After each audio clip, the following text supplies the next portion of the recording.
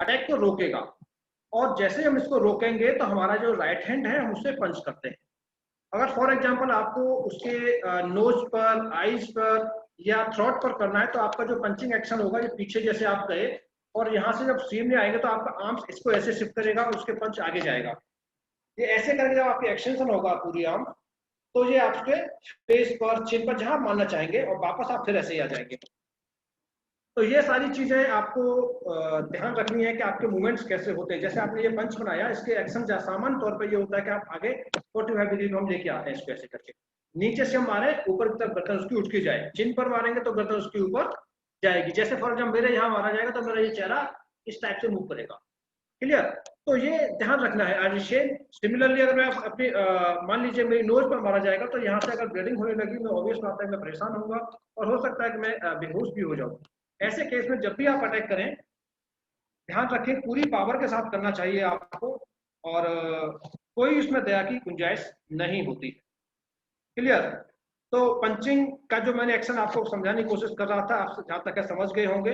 Side में अगर मैं बात करूं तो साइड में जैसे मेरा ये हाथ इस टाइप से आएगा, ये मेरा ये हाथ आपको विजिबल है, just let me just this one. हाँ, अब आप उसको बेंड करें, आपकी फिंगर्स को फिस्ट बनाएं और थंब को इस पर रख लें। ठीक, ये आपका पंचिंग हो। इसके बाद आप इस पंच को सीधे लेके जाएंगे तो ट्विस्ट करेगा आपका ये।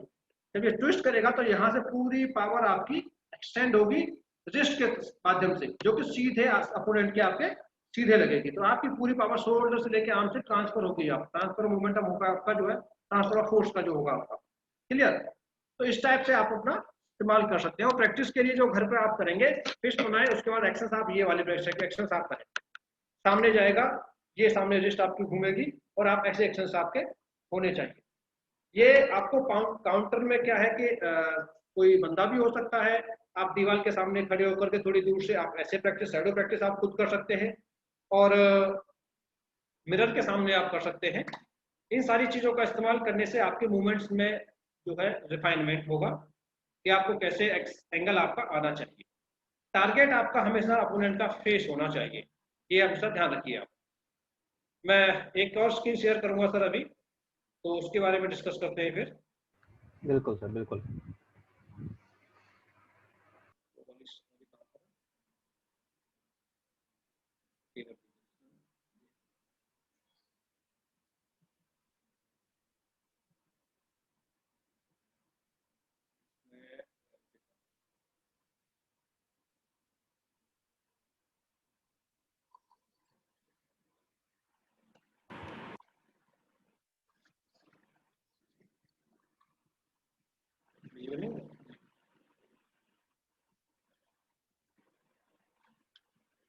होना चाहिए यहाँ से देखना।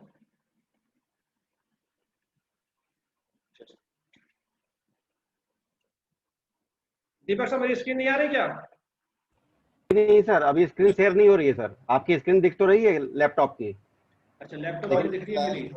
हाँ, लेकिन फाइल ओपन नहीं हुई है अभी। एक मिनट सर, एक मिनट।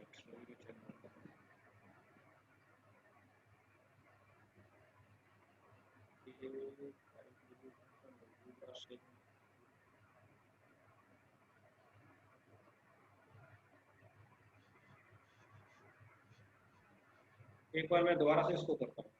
बिल्कुल सर, बिल्कुल। शॉर्ट शेयरिंग देखता हूँ।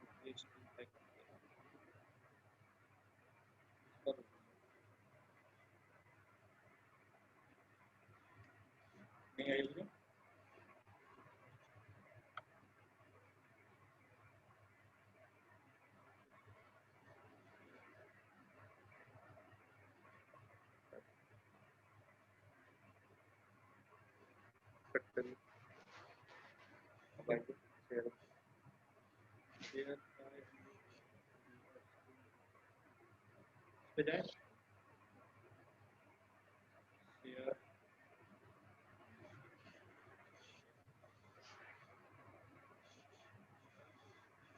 आ गई सर। जी सर, जी सर, थैंक यू।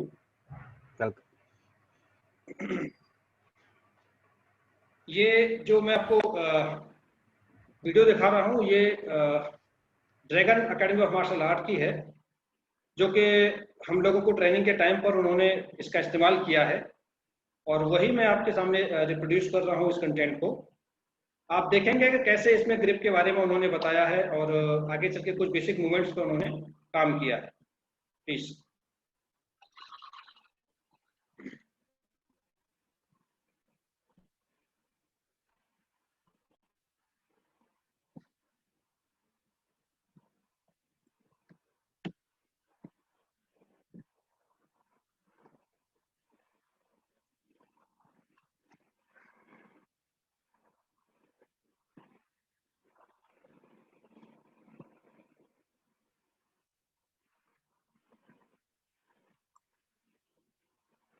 ये ग्रिप के बारे में बात कर रहे हैं। आप देखेंगे कैसे आप पंचिंग के लिए बनाई जाती है फिस्ट। आपकी देखिए, जो मैं भी आपसे बात कर रहा था वही एंगल उन्होंने बात की है। ये अंगूठा इन्होंने रखा फिंगर्स के ऊपर, ये आप एंगल देख सकते हैं उसका। इसको आप देसी भाषा में जैसे हम घुसा कहते हैं, यानी इंग्लिश में हम पंच कहेंगे, ये उन्होंने उसको शो किया है।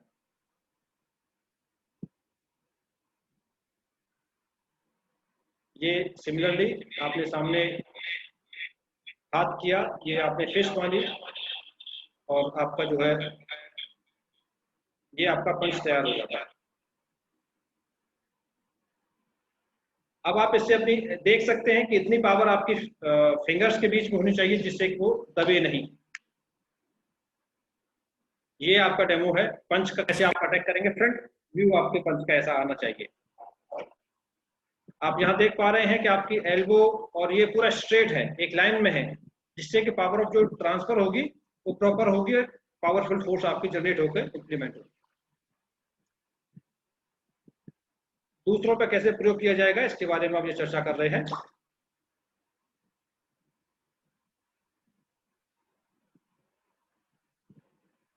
पैरों को शोल्डर के बराबर खोल लें आप, जिससे कि आप कंफर्टेबल पोजीशन में आप आ जाएं अपना स्टांस। अब ये देखिए पंच बनाया आपने, रिस्ट को कैसे रखा है साइड व्यू में। लॉन्ग ब्रीथ ली आपने, सांस भरी अंदर। ये पंचिंग प्रैक्टिस आपकी। फ्रंट व्यू है आपका कि आप कैसे सामने की तरफ लेके आए उसको, स्पिन किया और इसका एंगल फ्रंट में आएगा। आपके शोल्डर लेवल पर आपका आ रहा है पंच। आप देखेंगे शोल्डर की लेवल इसकी है, जिसको हम कहते हैं ये शोल्डर लेवल एक स्ट्रेट आ रहा है। ये दूसरे हैंड का,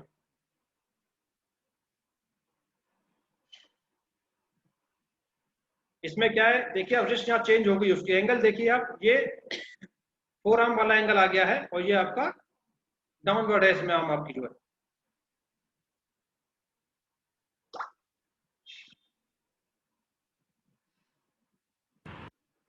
ये आपको प्रैक्टिस के मोमेंट की वो बात कह रहे हैं। ये देखिएगा आप, ये साउंड के साथ, जिससे कि आपको जोश महसूस होना चाहिए, और उससे हमारा एग्जर्शन जो एंगर है वो इससे रिफ्लेक्ट होता है, इसके साथ ट्रांसफर होता है। इसलिए हमेशा जो भी प्रैक्टिस करें साउंड के साथ करें।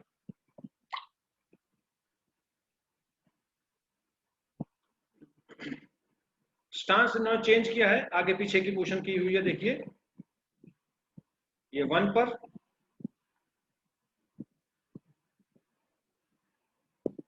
आप देख सकते हैं किस टाइप से एक्शन इस बच्ची द्वारा दिखाया गया अभी।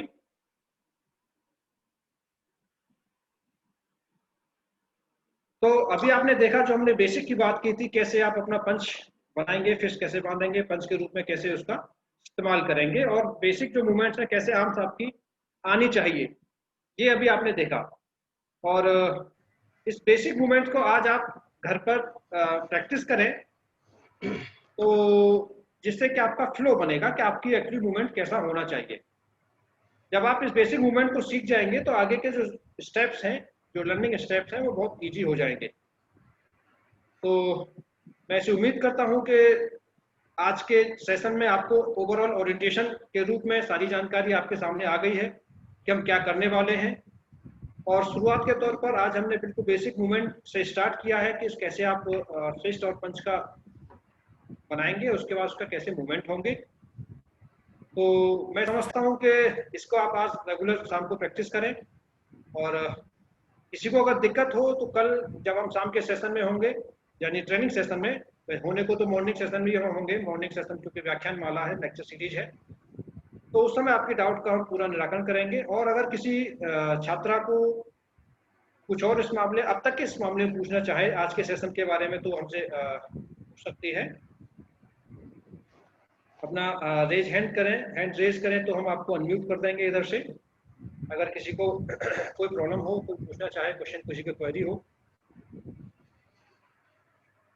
मेन बात यह है कि आपको कॉन्फिडेंस आपके पास होना चाहिए और आपके पास पावर होनी चाहिए, फिजिकल पावर आपके पास होनी चाहिए।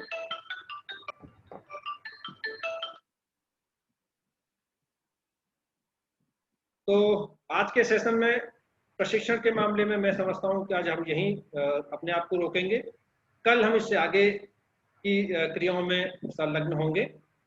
और क्योंकि ये सेशन 2 पार्ट्स में डिवाइड है, प्रशिक्षण फर्स्ट पेज में, उसके बाद आपको एक टॉक भी आपको करानी है। तो मैं सभी अपने जो पार्टिसिपेंट्स हैं, सभी मेरे सामान्य साथीगण हैं, सभी का हार्दिक धन्यवाद ज्ञापित करता हूं कि उन्होंने पेशेंसफुली सबको देखा। उम्मीद करता हूं कि आज का सेशन आप सबके लिए कंट्रीब्यूटरी और फ्रूटफुल रहेगा, और ऐसे ही हम लगातार अगले 4-5 दिन तक कंटिन्यू रहेंगे। तो अंत तक आते आते हमको सारी जानकारियां जो कि हमारी लाइफ में काम आएंगी वो असेंबल हो जाएंगी हमारे पास, हमारे नॉलेज बैंक में। तो दीपक सर, आप आगे थैंक के यू सर। लिए thank you. Thank you sir, thank you. बहुत बहुत धन्यवाद सर। जैसा कि आप सभी छात्र छात्राओं ने और सभी हमारे साथियों ने सुना, डॉक्टर चारक सर के अनुसार आज बालिकाओं की आत्मरक्षा के जो गुण प्रशिक्षण सिखाए गए, उसमें बहुत ही जो महत्वपूर्ण चीज है वो है तन और मन। तन का मजबूत होना जितना आवश्यक है, उससे कहीं ज्यादा मेरे अनुसार मन का, इच्छा का होना बहुत जरूरी है। क्योंकि बहुत सी जगहों पे देखा ऐसा गया है कि आपकी अपनी, यदि कुछ आपके साथी के साथ यदि दुर्भावना बस कुछ कार्य कर हो भी रहा होता है, तो आप उसको छोड़कर आगे चले जाते हैं सिर्फ इसलिए कि कोई नहीं, हमारे संग नहीं हो रहा है, जब होगा तो देखेंगे। तो मन, इच्छा शक्ति होना बहुत जरूरी है ताकि उसका विरोध कर सके और अपना और अपने साथियों का बचाव कर सके। बहुत बहुत धन्यवाद सर। हमने और हमारे छात्र छात्राओं ने, सभी ने इस विषय को सुना होगा और जरूर इस पर अमल करने का प्रयत्न करेंगे। जैसा कि आप सभी को विदित है कि आज के इस द्वितीय सत्र में आगे की जो कार्यक्रम की तरफ हम आगे बढ़ते हैं, और इसमें एक व्याख्यान माला का भी आयोजन होना है, जिसके लिए एसएस कॉलेज शाहजहांपुर से इंग्लिश डिपार्टमेंट की assistant professor doctor Geetanjali Saxena ji को हम आमंत्रित करते हैं, जो आज के विषय के जो विषय है वो है महिला सुरक्षा में नैतिक मूल्यों की भूमिका, जिस पर अपने विचार प्रस्तुत करेंगी। और हम उम्मीद करेंगे कि सभी छात्र छात्राएं, सभी सहपाठीगण हमारे इस विषय पर अपना ध्यान आकर्षित करेंगे। Doctor Geetanjali Saxena ma'am. धन्यवाद दीपक सर। मेरी आवाज आ रही है क्या? बिल्कुल आ रही है मैम, बिल्कुल आ रही है, आ रही है। जी जी, धन्यवाद सर। सबसे पहले तो जितने भी आदरणीय जन उपस्थित हैं यहाँ, सभी को मेरा सादर नमस्कार है, और सभी को नवरात्रि की बहुत बहुत हार्दिक शुभकामनाएं भी मैं देना चाहूंगी। जिस समय में ये शक्ति सप्ताह जो है वो शुरू किया गया है, जो महिलाओं की सुरक्षा को समर्पित है, जो सरकार की तरफ से एक मुहिम शुरू की गई है, और इसकी वजह हम सभी जानते हैं कि ये एक ऐसा दौर चल रहा है जिसमें एक महामारी से तो हम जूझ ही रहे हैं, और ये तो अभी कुछ समय पहले से शुरू हुई महामारी है जिसे हम कोविड-19 के नाम से जानते हैं। लेकिन एक विकृत, जो कहते हैं रुग्ण मानसिकता जो है, जिस तरह की महामारी को हम बहुत लंबे समय से झेलते चले आ रहे हैं, कह सकते हैं कि प्राचीन काल से झेलते चले आ रहे हैं, जो कि है महिलाओं के प्रति होने वाले अपराध। तो शायद ही ऐसा कोई एक समय रहा हो जो महिलाओं ने अपने आप को पूरी तरीके से सुरक्षित महसूस किया हो। और ये एक बहुत ही चिंताजनक विषय है कि हमने प्राचीन काल से लेके अब तक बहुत सारे विकास किए, लेकिन इस दृष्टि से अगर हम देखा जाए तो हम और पिछड़ते ही चले जा रहे हैं कहीं ना कहीं। महिलाओं के प्रति जो हमारी मानसिकता है, सिर्फ हम पुरुषों की मानसिकता को दोष नहीं दे सकते यहाँ पे, इंक्लूडिंग जो महिलाएं हैं वो भी महिलाओं के प्रति उतना अच्छा भाव नहीं रखती हैं। अगर वो एक महिला किसी समस्या में है, जैसा कि अभी दीपक सर जी ने भी ये बात कही थी, तो बहुत कम ही ऐसा देखने को मिलेगा कि उसे अपने आस-पास के एनवायरनमेंट से जो है वो सपोर्ट मिले। जब कोई भी महिला इस तरह के अपराधों का शिकार होती है, तो ज़्यादातर हम ये देखते हैं कि 2 खेमे बढ़ जाते हैं एक तरह से। और आजकल तो सोशल मीडिया का बहुत ज़्यादा चलन भी है, जहाँ हम देखेंगे कि 2 तरह के खेमे बँट गए और एक ऐसा खेमा है जो निरंतर ये प्रयास करता रहता है कि कैसे ना कैसे हम इस बात को साबित कर दें कि जो भी अपराध हुआ है एक महिला के खिलाफ, कहीं न कहीं वो महिला, वो बालिका, वो छात्रा स्वयं उस चीज़ के लिए ज़िम्मेदार है।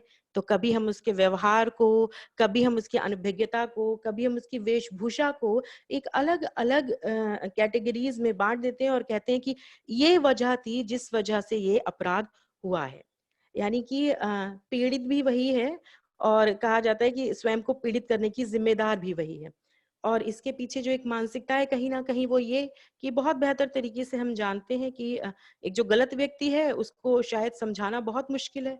और बचपन से ही हम देखते आ रहे हैं, क्या कहा जाता है कि अरे छोड़ो, वो तो है ही बदतमीज, तुमको क्या करना, तुम बच के चलो। तो वो जो एक मानसिकता जो हमारे साथ चलती चली आती है, वो अभी तक खूब अच्छी तरीके से फल फूल के एक ऐसा बड़ा बरगद वृक्ष बन गई है जिसमें ये कहा जाता है कि जो सुन रहा है, जो आपकी बात मान रहा है, आप उसी को और सुनाओ और सिखाओ। तो जो हमारा जो एक प्रोटेस्ट करने का जो एक मादा है, जो तो वो अपराधी के खिलाफ उतना जो है पावरफुल, उतना शक्तिशाली हो ही नहीं पाता है। और जब अपराधी को लगता है कि मेरे सपोर्ट में भी लोग खड़े हुए हैं, तो कहीं न कहीं वो ये महसूस करता है कि नहीं, मैंने कुछ ऐसा गलत नहीं किया है, क्योंकि आधे लोग अगर उसके सपोर्ट में हैं, तो कुछ लोग मेरे सपोर्ट में भी हैं। तो ये एक जो स्थिति आती है, इसकी वजह क्या है? अगर हम इसके मूल में जाके देखें तो महिलाओं के खिलाफ बहुत तरह-तरह के आप देखेंगे अपराध होते रहते हैं। चाहे वो रेप विक्टिम्स हों, आप देखेंगे, चाहे वो डाउरी की वजह से, दहेज की वजह से वो प्रताड़ित की जा रही हैं, कहीं पे डोमेस्टिक वायलेंस हो रहा है। तो अगर आप ये सारी चीज़ों को देखते हैं तो आप क्या महसूस करेंगे? जो इसके मूल में अगर हम जाकर देखें तो कहीं न कहीं एक संवेदनहीनता की स्थिति जो है वो नज़र आती है। जो व्यक्ति में एक संवेदनशीलता होनी चाहिए वो हमें नज़र ही नहीं आती।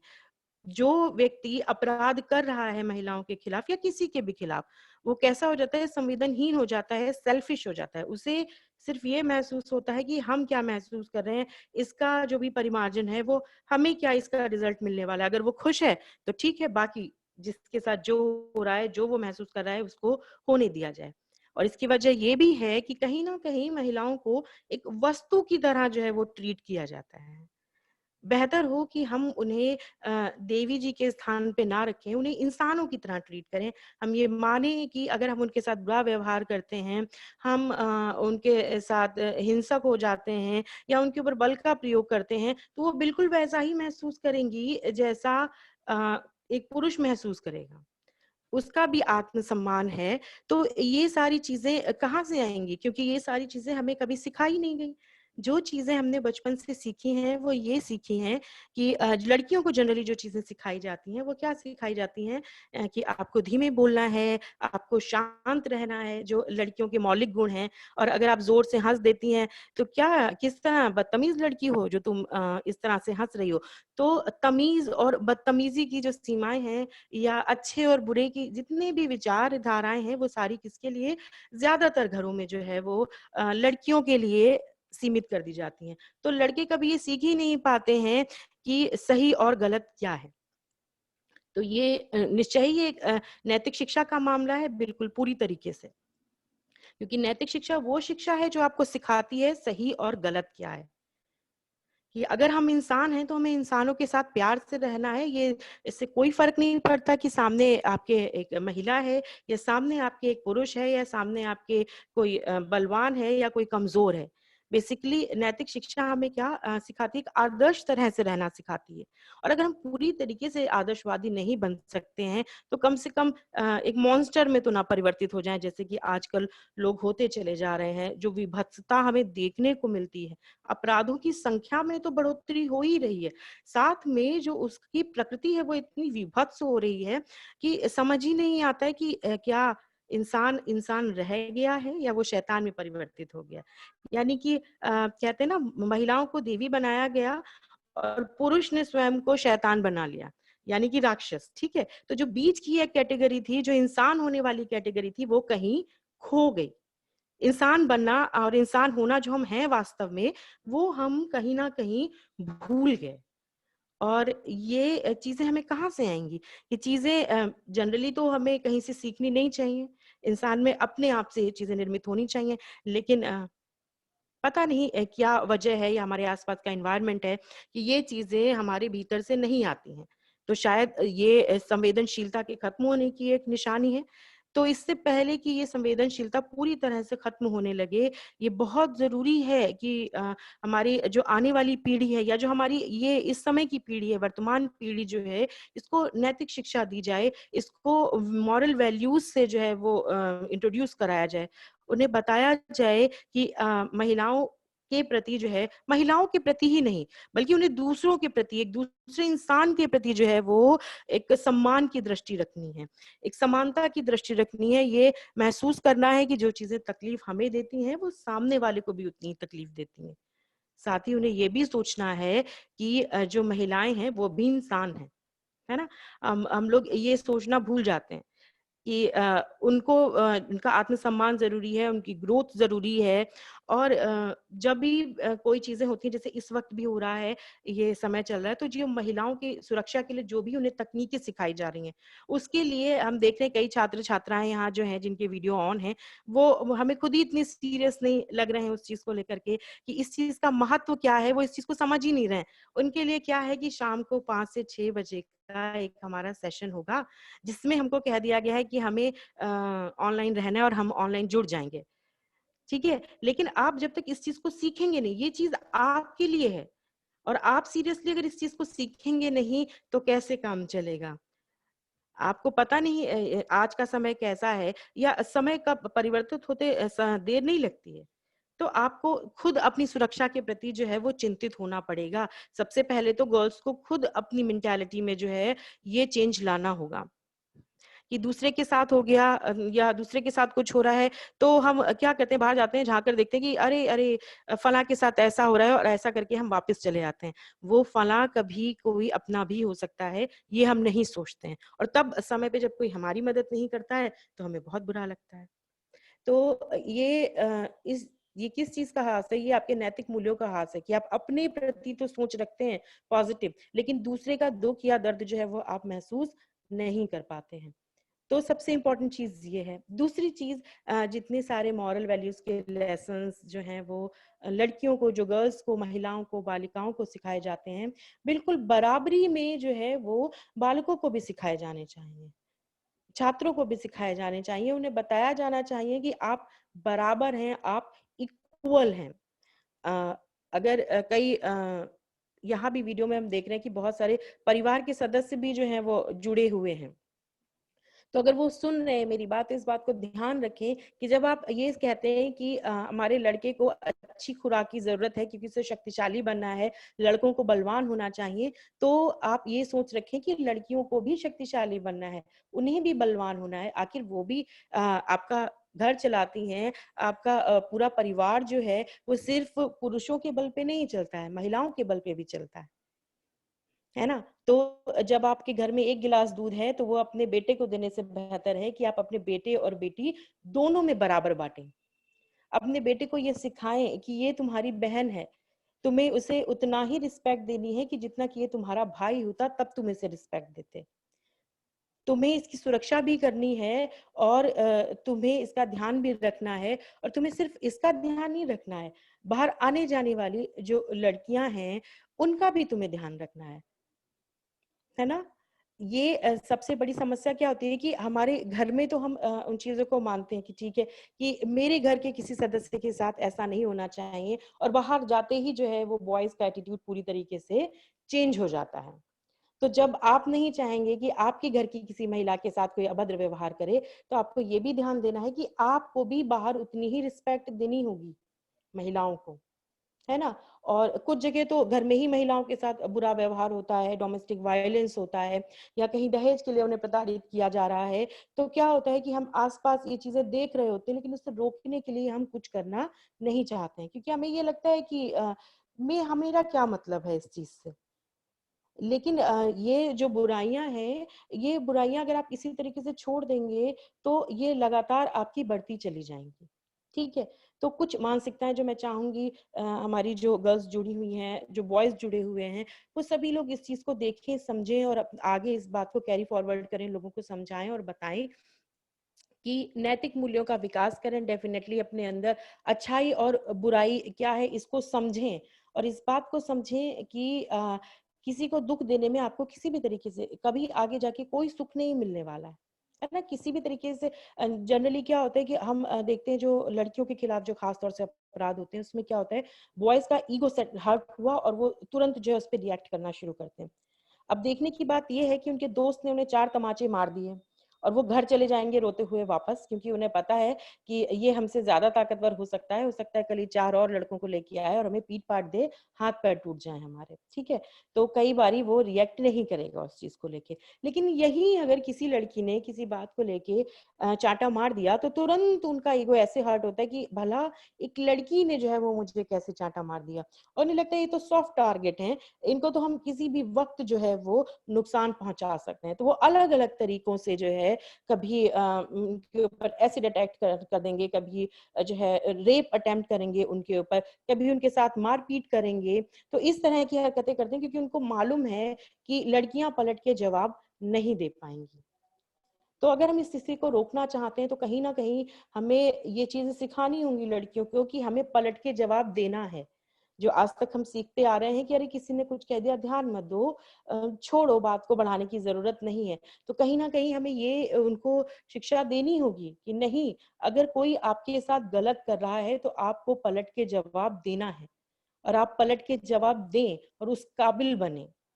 ऐसा नहीं है कि अभी इतने कमज़ोर हैं आप कि आप पलट के जवाब देना चाह रहे हैं, लेकिन आपके पास उतनी ताकत ही नहीं है। तो अपने आप को इतना मज़बूत बनाइए, जैसे चारक सर ने भी कहा कि आपको जितने भी उन्होंने पोस्चर्स बताए हैं, जितनी भी डिफरेंट टेक्निक्स बताई हैं, ये सारी आपकी तभी कारगर होंगी जब आपके अंदर उनको प्रयोग करने की ताकत होगी, उनको प्रयोग करने की क्षमता होगी। है ना? तो अपने अंदर जो है क्या लाइए, आप अपने आप को अच्छे लगने चाहिए, इससे कोई फ़र्क नहीं पड़ता कि सामने वाला क्या कह रहा है, कि कि आप दुबले-पतले हो जाओ तो आप बड़े खूबसूरत लगोगे। लेकिन आपको खूबसूरत लगने के साथ उस खूबसूरती का बचाव भी करना है, अपनी सुरक्षा भी करनी है। तो आपको एक ऐसी खूबसूरती की ज़रूरत है जो मन की हो, तन के साथ-साथ। आपका मन भी सुंदर हो, आपका तन सुंदर हो और आप कैसे हो, शक्तिशाली भी हों। जब ये नवरात्र का समय चल रहा है, जब हम शक्ति की आराधना करते हैं, दुर्गा जी की आराधना करते हैं, माँ काली की आराधना करते हैं, उस वक़्त हम ऐसा सोचते हैं कि जब हम किसी मुश्किल में हों, तो ईश्वर आके हमारी मदद करे या कोई और दुर्गा या काली का रूप धारण करके आ जाए हमारी मदद करने के लिए।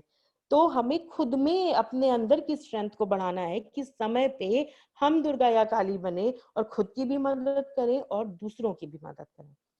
तो लड़कियों के लिए तो डेफिनेटली ये लेसन है कि उनको अपनी जो है फिजिकल स्ट्रेंथ को बढ़ाना चाहिए। उन्हें उस चीज़ के लिए काम करना चाहिए। जितना वो ये देखती हैं कि हम दुबले-पतले लगे हैं, जैसा सर ने भी बोला था ज़ीरो फिगर लगे। ज़ीरो फिगर लग के आपको क्या करना है? आपको इतना आपके अंदर ताकत होनी चाहिए, एटलीस्ट इतनी स्ट्रेंथ तो होनी चाहिए आपके अंदर कि आप अपनी रक्षा-सुरक्षा कर सकें। एक इंसान होने के नाते ईश्वर ने आपको ये शरीर दिया है, तो इसकी रक्षा-सुरक्षा का ज़िम्मा आप ही को दिया है। कि आप अपने आप को इतना शक्तिशाली बनाएँ, आपको बुद्धि दी गई है कि आप उसका कैसे उपयोग करें, लोगों के भुलावे में ना आएँ, झांसे में ना आएँ और सही-गलत की पहचान कर सकें। ये तो था लड़कियों के लिए और लड़कों के लिए ये है कि आपको इस बात का बहुत ध्यान रखना है कि जो चीज आप दूसरे के साथ, किसी फैमिली मेंबर की लड़की के साथ आप कर रहे हैं, वो खुदा ना खास्ता कभी भी पलटकर आपके साथ आ सकती है ना? तो और सिर्फ इस डर से नहीं कि हमारे साथ हो जाएगा, बल्कि इंसान होने के नाते आपको ये देखना है कि आपको सामने वाले के साथ कैसा व्यवहार करना है। आपको अगर गुस्सा आ रही है, तो आप अपनी गुस्सा किसी पंचिंग बैग पे उतारिए। लड़कियां वो पंचिंग बैग नहीं है जहां पर आप अपनी गुस्सा उतारें, आप अपना ईगो सेटिस्फाई करें। ये बात लड़कों को समझने की बहुत ज्यादा जरूरत है। और मेरे ख्याल से तो जिस तरह से गर्ल्स के लिए फिजिकल स्ट्रेंथ के प्रोग्राम्स चलाए जा रहे हैं, इसलिए इसी तरीके से बॉयज के लिए मेंटल स्ट्रेंथ के प्रोग्राम्स भी जरूर चलाए जाने चाहिए, जहां उनकी काउंसलिंग की जाए, जहां उन्हें ये समझाया और बताया जाए कि अगर कोई आपको ना कहता है, अगर आपकी ईगो को हर्ट करता है, तो आप मानसिक रूप से इतने मजबूत बनिए कि आप उस चीज को सहन कर सकें, कि आप तुरंत उस पे रिएक्ट ना करें, आप वायलेंटली उस चीज पे रिएक्ट ना करें और इतने कमजोर ना बन जाएं कि कोई एक क्षण भर की जो गुस्सा है आपकी, वो आपको इंसान से हैवान में जो है वो बदल दे। तो इसके लिए डेफिनेटली बॉयज की भी एक जो है वो मेंटल हेल्थ को लेके काउंसलिंग जरूर होनी चाहिए। और इस तरह के प्रोग्राम्स जो चलाए जा रहे हैं सरकार की तरफ से, निसंदेह ये कहीं ना कहीं जो है वो अपना एक इम्पैक्ट छोड़ेंगे। अगर 10 लोगों ने देखा और एक भी इससे प्रभावित होता है, तो कम से कम एक में तो सुधार आया है। इस बात का ही जो है वो हमें संतोष रहेगा कि कम से कम एक तो उससे बदल सका। तो दूसरी चीज ये भी आती है आपके साथ में कि आपको जो अपनी कथनी और करनी है उसमें भी एक सारता लानी होगी, क्योंकि कई बार होता है कि हमसे कहा जाता है कि आपको इस विषय पे बोलना है और आप जगह जगह से चीजें इकट्ठी करते हैं और उनको बोल देते हैं, लेकिन उनको बोलते हैं और कितना मानते हैं ये भी एक बहुत इंपॉर्टेंट चीज है। सामने कहना कि मैं बहुत रिस्पेक्ट करता हूँ और पलटते ही आप बुरी तरीके से व्यवहार करें, तो ये जो है सभ्य समाज नहीं है, ये दिखावा है। फिर तो आप सिर्फ एक बुरे इंसान नहीं, आप एक बहुत बुरे और चतुर इंसान हैं, जो अपने आप को गलत तरीके से प्रोजेक्ट करना जानता है ना? और ऐसे लोगों से तो और भी बच के रहना पड़ता है। तो ध्यान देना ये है कि आपको एक ह्यूमन बीइंग की तरह वर्क करना है, बस अपने आप को इंसान बनाने पर जो है आपको जोर देना है। और इंसानी खूबियां जो हैं वो क्या है, वो तो सभी को पता है। दया, करुणा, प्रेम, परस्पर सहयोग, ये इंसानी क्वालिटीज हैं और आप इनको ना छोड़ें। प्लीज आप इनको ना छोड़ें। और कुछ भी गलत करते समय अगर आप एक बार इन सारी चीजों को अपने मन में लाते हैं, अगर एक बार अपने आप को आप एनालाइज करते हैं या थोड़ी देर के लिए आप अपने आप को रोक लेते हैं, तो आप कुछ एक बहुत बड़ा गलत करने से अपने आप को रोकेंगे। जब आप गलत करते हैं किसी के साथ, तो बुरा उतना ही आपका भी हो रहा होता है, लेकिन यह है कि उस वक्त दिमाग में आती नहीं है ये चीजें। जब एक कोई व्यक्ति अपराध करता है, तो उस अपराध की सजा वो नहीं पाता है, उसका पूरा परिवार पाता है उस अपराध की सजा। तो कुछ ऐसा करने से पहले ही आप अपने आप को रोकें। इतना आप अपने आप को मेंटली स्ट्रांग बनाएं। ये मैं खास तौर से बॉयज के लिए कह रही हूँ कि जो भी बॉयज हैं वो इस बात को सुने और अपने संगी साथियों को भी बताएं कि सिर्फ शारीरिक रूप से बलवान होना ही जरूरी नहीं है, मानसिक रूप से बलवान होना भी बहुत जरूरी है। कि आप जो परिस्थितियां आ रही हैं आपके सामने, आप उस पर कैसे रिएक्ट करते हैं। तो आप अगर इंसान बने रह सकते हैं विषम परिस्थितियों में, तो ये आपके लिए सच में गर्व की बात होगी।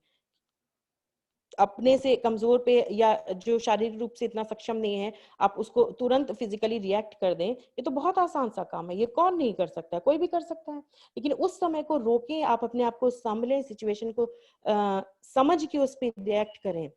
ये काम जो इंसान करता है वो वास्तव में शक्तिशाली होता है, जो अपने दिमाग का सही इस्तेमाल सही समय पे कर सके। तो बॉयज के लिए मैं बार बार मैं बॉयज का नाम इसलिए ले रही हूँ क्योंकि गर्ल्स को तो हम हमेशा सिखाते ही रहते हैं और वो बचपन से सीख ही रही हैं। लेकिन अब समय आ गया है कि बॉयज को सिखाना जो है वो बहुत जरूरी हो गया है। तो इसलिए ज्यादा मेरा संबोधन जो था वो पुरुषों को लेके, बॉयज को लेके, छात्रों को लेके, बालकों को लेके है कि उन्हें जो है अब समझने की जरूरत है। और हम हमेशा इस तरह के समस्याओं में, अपराधों के बाद जो है वो कानून का मुंह ताकने लगते हैं। हमें सामाजिक रूप से भी तो सक्षम होना होगा। हम देखते हैं कि जो कोई अपराधी है, इस तरीके का कोई रेप विक्टिम है, तो क्यों नहीं उस परिवार की महिलाएं उसको जो है उस घर से निष्कासित करती हैं? क्यों नहीं वो कहती हैं कि एक ऐसा अपराधी प्रवृत्ति का व्यक्ति, ऐसी रुग्ण मानसिकता का व्यक्ति जो है वो मेरे परिवार का हिस्सा नहीं हो सकता? क्यों वो वकील करती हैं? क्यों उनकी पत्नियां, क्यों उनकी माएं, क्यों उनकी बहनें, क्यों उनकी बेटियां उनको सपोर्ट करती हैं? तो एक महिला होने के नाते आपकी जिम्मेदारी है, डेफिनेटली आपकी अपने परिवार के प्रति जिम्मेदारी है, लेकिन आपकी समाज के प्रति भी जिम्मेदारी है, आपकी दूसरी महिलाओं के प्रति भी जिम्मेदारी है, आपकी सत्य के प्रति भी जिम्मेदारी है। और अगर ये चीज महिलाएं समझ लें, महिलाएं क्या पुरुष भी समझ लें, तो ये काफी कुछ जो है, काफी हद तक जो है वो चीजें बदली जा सकती हैं समाज में। तो सिर्फ कानूनी रूप से नहीं, हमें सामाजिक रूप से भी जो है अपने आप को बदलना होगा, हमें मानसिक रूप से अपने आप को बदलना होगा, हमें भावनात्मक रूप से अपने आप को स्ट्रॉन्ग करना होगा, शक्तिशाली करना होगा। बॉयज ध्यान से सुने इस बात को कि किसी के कहे हुए शब्द जो हैं आपको इतना अपने ऊपर आप ना लें कि उसको आप बुरी तरीके से रिएक्ट करें। किसी का कोई भी आपको तब इतना हर्ट नहीं कर सकता है कि आप जो है पलट के सामने वाले को बुरी तरीके से उसके साथ हिंसकता दिखाएं या विभत्सता दिखाएं, तो ये कहीं ना कहीं आपको भी खत्म कर देती है। भले ही आप जीवित हो, आपका शरीर जीवित हो, लेकिन आपकी आत्मा मर जाती है कहीं ना कहीं उसी वक्त, जब आप किसी एक व्यक्ति के साथ कुछ भी गलत करते हैं। तो इसी तरह की जो मैंने कहा कि इस तरह की चीजें अगर आप सोचेंगे, समझेंगे, लेकिन ये एक दिन की बात नहीं है। ये इस चीजों को समझने और सोचने में एक समय लगता है। कहते हैं जैसे जब आप एक बीज बोते हैं तो उसको एक पेड़ बनने में समय लगता है। तो अभी वो समय है जब वो बुराई का पेड़, उस संवेदनहीनता का, उस हिंसकता का पेड़ जो है वो बहुत बड़ा हो चुका है और उसने अपनी जड़ें बहुत फैला दी हैं। तो उसके विरुद्ध जो हम जो है एक नया वृक्ष लगाएं, एक जो जिसमें इंसानियत, जिसमें नैतिकता, जिसमें प्रेम, सौहार्द, करुणा चीजें हों, तो उसके लिए जरूर समय लगेगा, लेकिन हम सबको मिलके कोशिश करनी होगी। हम किसी दूसरे का मुंह ना ताकें, हम अपने घर से शुरुआत करें उस चीज की। हम अपने घर के पुरुषों को, हम अपने घर की स्त्रियों को और खुद को जो है वो सक्षम बनाएं। तब जो है वो हम एक अच्छे समाज की रचना कर सकते हैं, क्योंकि कानून जो है वो सिर्फ रोक लगा सकता है कि उसकी सजा दे सकता है, लेकिन अगर हम अपराध को, मूल प्रवृत्ति को नष्ट करना चाहते हैं तो हम उसको सामाजिक रूप से जो है उस विचारधारा को बदलना होगा। और इस तरह की विचारधारा को बदलने में समय लगता है और बहुत ही शक्ति लगती है। तो उम्मीद है, मैं उम्मीद करती हूँ कि हमारी जो आने वाली जनरेशन है उसमें इतनी सहनशीलता, इतनी शक्ति है और इतनी मॉरलिटी है, इतनी ह्यूमैनिटी है कि वो जो अपने आसपास होने वाली गलत चीजें हैं उनका विरोध कर सके। कहते हैं, कहना नहीं चाहिए, मगर एक मन में ये बात आ जाती है कहीं ना कहीं कि इस तरह के अपराधों के प्रति बहुत सारी गोष्ठियां होती हैं, बहुत सारी बातें होती हैं और उन गोष्ठियों के बीच में ही न जाने कितने और सारे अपराध जो हैं वो हो रहे होते हैं कहीं ना कहीं। तो ईश्वर करे जल्दी ही हम इस प्रकार की जो मानसिकता फैल रही है, दूषित मानसिकता फैल रही है, इससे जल्द से जल्द जो है हम सब निजात पाएं। इस नवरात्र के अवसर पर माता रानी से हमारी प्रार्थना, और मैं चाहूंगी कि आप सभी ये प्रार्थना जो है वो अपने हृदय से करें कि ईश्वर हमें इतनी शक्ति दे कि हम जो हैं वो इंसान बने रहें और इंसानों की तरह व्यवहार करें, और जो इंसानों की जो भी रिस्पॉन्सिबिलिटीज हैं, एक इंसान बनने के लिए ईश्वर ने हमें इस धरती पे भेजा है, तो हम वो बन के रह सकें। ये बहुत ज्यादा इम्पोर्टेंट है। जैसे हिंदू माइथोलॉजी में कहा भी जाता है कि इस दुनिया के बाद भी एक दुनिया है। तो उम्मीद करते हैं कि हम अपनी उस दुनिया के लिए अच्छी यादें इकट्ठी करें, जब जाएं तो हम किसी से मुंह ना छुपाना पड़े। तो इसी के साथ जो है मैं अपनी वाणी को विराम देती हूँ और उम्मीद है कि कहीं ना कोई एक अगर छोटी सी भी रोशनी की किरण जो है लोगों के मन में जले या कोई अच्छे विचार आए तो चीजें सफल होती नजर आएंगी। इसी के साथ जो है मैं अपनी वाणी को विराम देते हुए सभी को नमस्कार करती हूँ और एक बार फिर से सभी को नवरात्रि की हार्दिक हार्दिक शुभकामनाएं देती हूँ। धन्यवाद। धन्यवाद मैम, धन्यवाद। जैसा कि गीतांजलि मैम ने इस नवरात्रि में हम शक्ति की पूजा करते हैं, शक्ति की आराधना करते हैं और उस शक्ति पर इतना विश्वास है कि ये मानते हैं कि वो शक्ति हमारी बातों को सुन भी रही है और हमारी इच्छाओं को पूर्ण भी कर रही है। लेकिन शायद वर्तमान परिस्थितियां, वर्तमान समाज, वर्तमान दशाएं कुछ ऐसी विषमताओं में फंसी हुई हैं, ऐसी दुर्भावनाओं में फंसी हुई है कि शायद आज हमें उसी मात्र शक्ति, उन्हीं बालिकाओं के लिए ये कदम सरकार के द्वारा, शिक्षकों के द्वारा उठाना पड़ रहा है कि उसके प्रति वो जागरूक हो सकें, अपने प्रति जागरूक हो सकें, अपनी सुरक्षा के प्रति जागरूक हो सकें। जैसा कि इतिहास में भी वर्णित है, ऋग्वैदिक में हम मात्र सत्तात्मक राज्य की तरफ चलते थे, लेकिन वक्त के साथ साथ में धीरे धीरे जब पितृसत्तात्मक राज्य आया तो शायद वहीं से महिलाओं को दबाने की, यानी यूं कहा जाए कि उनको धीरे धीरे उनको अपनी इच्छाओं को मारने की प्रवृत्ति प्रारंभ हुई।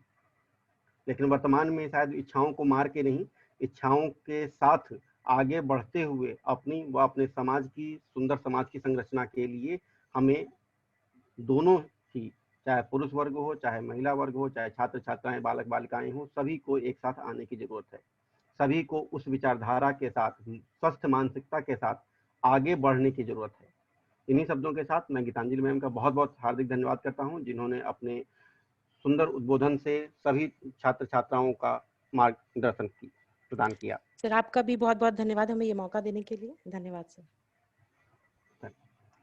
हम कार्यक्रम की इस अंतिम बेला में, जैसा कि आप सभी को विदित है कि किसी भी कार्यक्रम की पूर्ति तब तक नहीं हो सकती जब तक कि हमारे अतिथियों का और हमारे आगंतुकों का धन्यवाद ज्ञापित ना हो। तो इसी कार्यक्रम की अंतिम बेला में मैं अपने हिंदी विभाग के डॉक्टर प्रमोद सर को निमंत्रित करता हूं कि आए और इस कार्यक्रम की अंतिम बेला में धन्यवाद ज्ञापन कर इस कार्यक्रम को समापन की अंतिम चरण में ले जाएं। Doctor Pramod Yadav sir. बहुत बहुत धन्यवाद सर। सर आवाज मेरी मिल रही? बिल्कुल सर, आ रही है जी, धन्यवाद सर। मिशन शक्ति कार्यक्रम की आज दूसरे दिन के दूसरे सत्र में जो भी इस कार्यक्रम से जुड़े हमारे छात्राएं हैं और जो अभिभावक हैं, जो भी 2 चरणों में जो जानकारियां प्रदान की गई है, निश्चित बहुत ही लाभदायक है, ज्ञानवर्धक है और उसकी उपादेयता जो है उसके आने वाले जीवन में जब भी आपातकाल परिस्थितियों का सामना करना होगा तो ये सब उसके लिए बहुत ही लाभदायक होगा। पहले चरण में जहाँ डॉक्टर चारक सर ने जो है मार्शल आर्ट की विभिन्न स्टेप के द्वारा बताया कि कैसे जो है हमारे समाज की बालिकाएं हैं वो अपने आप को जो है विपरीत परिस्थितियों में जो है अपने आत्मसम्मान की, अपनी स्वयं की सुरक्षा कैसे कर सकती है, बहुत ही लाभदायक चरण हो रहा। जबकि दूसरे चरण में जो व्याख्यानमाला प्रस्तुत की गई है बालिका महिला सुरक्षा सम्मान में अंग्रेजी विभाग के assistant professor Geetanjali Sinha ma'am ने बहुत ही सारगर्भित तरीके से और विस्तार पूर्वक जो प्रकाश डाला है, निश्चित रूप से मैं तो ये कहूंगा कि समय का पता ही नहीं चला। जैसे ऐसे लग रहा था कि मैम बोलती रहे जो है और तमाम जो है जानकारियां हम लोग साझा करती रहे। बहुत अच्छा और सुंदर था, उसके लिए जो है बहुत बहुत धन्यवाद। मैं अब ये कार्यक्रम अपने समापन की ओर है तो मैं आभार प्रकट करने के क्रम में सबसे पहले फिजिकल एजुकेशन डिपार्टमेंट के हेड डॉक्टर चारक सर का जो है, जो कि इस कार्यक्रम के संयोजक भी हैं, का बहुत बहुत धन्यवाद मैं ज्ञापित करता हूँ कि इस कार्यक्रम को उन्होंने जो है किस रूप में सिरोया है और जो 2 सेशन में जो है आयोजित करके जो है उसकी उपादेयता उन्होंने बढ़ाई है, हमारे छात्राओं का मनोबल बढ़ाया है और उन्हें जो ज्ञान मिल रहा है यहाँ से वो निश्चित रूप से उन्हें जो है काम आने वाला है। तो उनका बहुत बहुत आभार। इसके अलावा डॉक्टर सालिम सर जो अंग्रेजी विभाग के हेड हैं, आपके अथक परिश्रम की वजह से ही सर जो है ये कार्यक्रम जो है डिजाइन हो पाया है और आप शिल्पकार हैं एक तरह से जो है इस कार्यक्रम के। मैं आपका भी बहुत बहुत आभार प्रकट करता हूँ सर। जैसा कि मैं देख पा रहा हूँ कि हमारे महाविद्यालय के बहुत सारे अध्यापक साथी प्राध्यापक रहे हैं, डॉक्टर बरखा सक्सेना मैम है, डॉक्टर प्रांजल शाही जी है और दीपक सर जो कि बहुत ही बेहतरीन तरीके से जो है, बहुत ही अच्छे तरीके से इस कार्यक्रम का संचालन उन्होंने किया है। और इस कार्यक्रम से जुड़े हुए जितने भी फरोज और अफरोज के जो प्रतिभागी वर्ग हैं, सभी का जो है मैं हृदय से बहुत बहुत आभार प्रकट करता हूँ। आप सभी का बहुत बहुत धन्यवाद। Over to Deepak sir. Thank you sir. बहुत बहुत धन्यवाद सर। आपने सभी अतिथियों को धन्यवाद किया और हम समझते हैं कि आज के कार्यक्रम में जैसे Shaleen sir, Geetanjali ma'am, Ajit sir, Barkha ma'am, Pranjal Shahi ji और सभी छात्र छात्राएं हमारे साथ जुड़े हुए हैं। मैं उन सभी का फिर से एक बार धन्यवाद ज्ञापित करता हूं और मैं अजीत सर से अनुरोध करता हूं कि क्या कोई यदि सूचना है तो सूचना। जी सर, कल चूंकि मॉर्निंग सेशन में हम लोगों ने इन छात्राओं के लिए विशेषकर स्वास्थ्य और न्यूट्रिशन के ऊपर एक लेक्चर के लिए अपने अतिथि को आमंत्रित किया है। तो जो भी हमारे पार्टिसिपेंट्स हैं जो यहाँ हमारे साथ जुड़े हुए हैं, सबसे मेरा अनुरोध है कि मॉर्निंग सेशन कल 10 से 10:30 केवल आधे घंटे का होगा।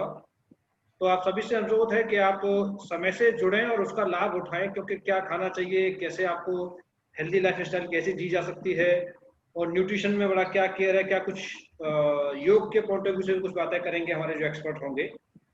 तो मेरा सभी से एक बार पुनः अनुरोध है कि ये सब आयोजन आप भी लोगों के लिए हम लोग आयोजित कर रहे हैं। आप अपनी एक्टिव सहभागिता बनाए रखें और ज़्यादा से ज़्यादा लोगों को, बच्चों को बताएं कि आप वो लोग भी इसमें इन्वॉल्व हों, कुछ न कुछ चीज़ उनको सीखने को नहीं मिलेगी। ऐसे मौके हर रोज या बार बार नहीं आते हैं। ये कभी कभी स्पेशल मुहिम सरकार द्वारा महाविद्यालय स्तर पर या अनेक अदर लेवल्स पर चलाई जाती है, इसलिए आपको इन सबका फायदा लेना चाहिए, ऐसा मेरा अपना मानना है और संभवतः आप सभी इस बात से सहमत भी होंगे। तो जो छात्र आज जुड़े हैं वो बहुत अच्छी बात है और उम्मीद है कि कल भी वो हमारे साथ होंगे। और जो आज नहीं जुड़ पाए किन्हीं कारणों से, मैं उनसे कहूंगा जो हमारे साथी इस समय जुड़े हुए हैं, हमारे छात्र लोग, छात्राएं, तो उन बच्चों से भी कहें कि वो भी जुड़ें और सेशन का लाभ जरूर लें। तो कल सुबह 10:30 बजे वाला जो 10 से 10:30 का प्रोग्राम है, सुबह 10 बजे आपसे मुलाकात करेंगे और शाम का सेशन कल जो आज हमने छोड़ा है जहाँ से, उसके आगे कैरी करेंगे, आगे चलेंगे। जी दीपक यस सर, यस सर, बहुत बहुत धन्यवाद सर। अब आज के इस कार्यक्रम को हम यहीं पर समाप्त करते हैं और अपने होस्ट से अनुरोध करेंगे कि इस जूम के जो इस समय चल रहा है कार्यक्रम, इसको समाप्त कर दें। सभी लोगों को बहुत बहुत धन्यवाद। कल पुनः इसी प्रत्याशा के साथ कि कल सुबह फिर मुलाकात होगी। सभी को नमस्कार।